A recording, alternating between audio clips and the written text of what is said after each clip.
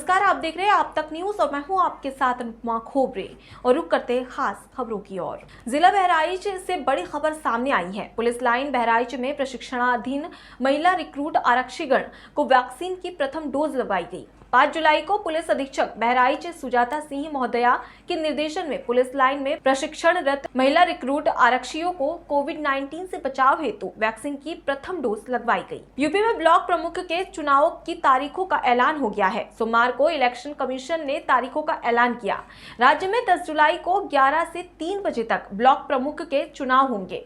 वहीं 8 जुलाई तक नॉमिनेशन की आखिरी तारीख तय की गई है। वहीं 9 जुलाई तक प्रत्याशी अपना नामांकन वापस ले सकेंगे। चुनाव आयुक्त मनोज कुमार ने अधिसूचना जारी कर कहा कि महामारी के दौरान चुनावी प्रक्रिया में कोरोना प्रोटोकॉल का पूरा पालन किया जाएगा। 10 जुलाई को चुनाव के बाद ही वोटों की गिनती भी कराई जाएगी। चुनाव आयुक्त ने बताया कि गोंडा जिले के मुजेहना में चुनाव नहीं होगा, इसे छोड़कर अन्य जगहों पर चुनाव होगा।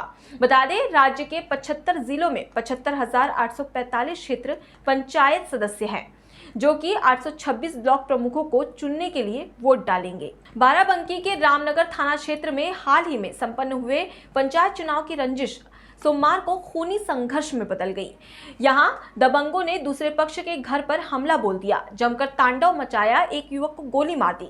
गंभीर रूप से जख्मी युवक को जिला अस्पताल लाया गया, जहां प्राथमिक उपचार के बाद डॉक्टरों ने उसे लखनऊ रेफर कर दिया। दरअसल रामनगर थाना क्षेत्र स्थित मनोरा गांव में बीते प्रधान पद के चुनाव को लेकर दो पक्षों में तनातनी चली आ रही है। आरोप है कि सत्यप्रकाश वर्मा, सुशील कुमार वर्मा और उनका परिवार घर के बाहर बैठे हुए थे। तभी दूसरे पक्ष के जगदम्बा सिंह, उनके बेटे विनीत सिंह और भतीजे ज्ञानू समेत करीब 12 लोगों ने हमला बोल दिया। इन लोगों ने जमकर ईंट पत्थर चलाए और जमकर मारपीट की। इसका विरोध करने पर आरोपियों ने सत्यप्रकाश नाम के शख्स को गोली मार दी।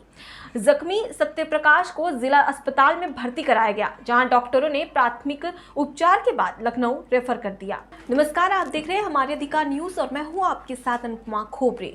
और रुक करते हैं खास खबरों की ओर। शहडोल जिले में 30 जून से रेत उत्खनन परिवहन पर प्रतिबंध लगा हुआ है। बावजूद इसके रेत के कारोबारियों द्वारा रात के अंधेरे में रेत उत्खनन कर परिवहन किया जा रहा था, जिसका जिले के ब्योहारी के कद्दावर नेता व समाज सेवी रिंकू सिंह द्वारा विरोध कर उत्खनन व परिवहन पर रोक लगवाई गई। लेकिन उन्हें प्रतिबंधितों के बावजूद रेत उत्खनन कर परिवहन पर रोक लगवाना इतना महंगा पड़ गया कि उल्टा उन्हीं के खिलाफ मामला कायम कर दिया गया, जिसे अब रिंकू सिंह कुछ लोगों द्वारा राजनीतिक षड्यंत्र के तहत मामला कायम करने की बात कह रहे हैं। बता दें, शहडोल जिले में 30 जून से रेत उत्खनन व परिवहन पर कलेक्टर द्वारा रोक लगाने के निर्देश दिए गए हैं।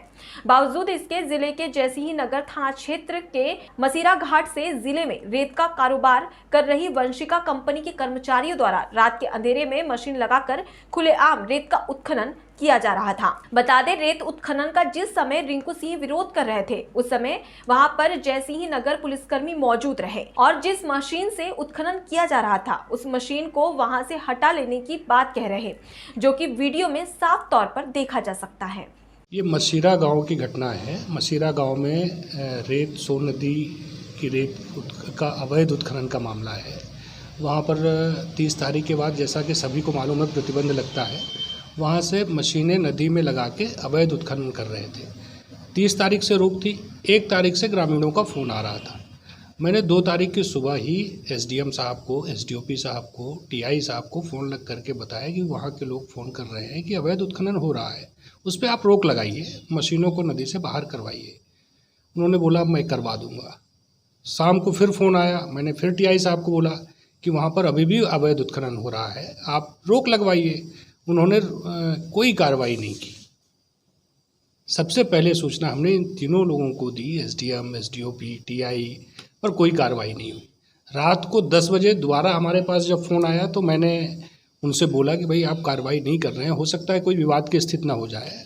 वहाँ पर चूँकि कंपनी वंशिका ग्रुप काम कर रही है, पूरे ज़िले का ठेका ली हुई है, वहाँ पर उनके पास हथियारबंद लोग रहते हैं, भिंड मुरैना के लोग रहते हैं, जिससे गांव वालों में दहशत रहती है। कांग्रेस नेता दीपक जाटव के खिलाफ ऋषिकेश कोतवाली में दर्ज हुए मुकदमे के खिलाफ कांग्रेस लगातार गुस्से में नजर आ रहे हैं। कांग्रेस कार्यकर्ताओं ने कोतवाली में सरकार के खिलाफ नारेबाजी कर प्रदर्शन किया है। कार्यकर्ताओं का आरोप है कि सरकार के इशारे पर पुलिस दबाव में काम कर रही है। आरोप लगाया गया कि उन्होंने विधानसभा अध्यक्ष के खिलाफ तहरीर दी तो आज तक मुकदमा दर्ज नहीं हुआ, जबकि कांग्रेस नेता दीपक जाटव के मामले में दूसरे शहर से आए युवक की तहरीर पर तत्काल मुकदमा पुलिस ने पंजीकृत कर लिया।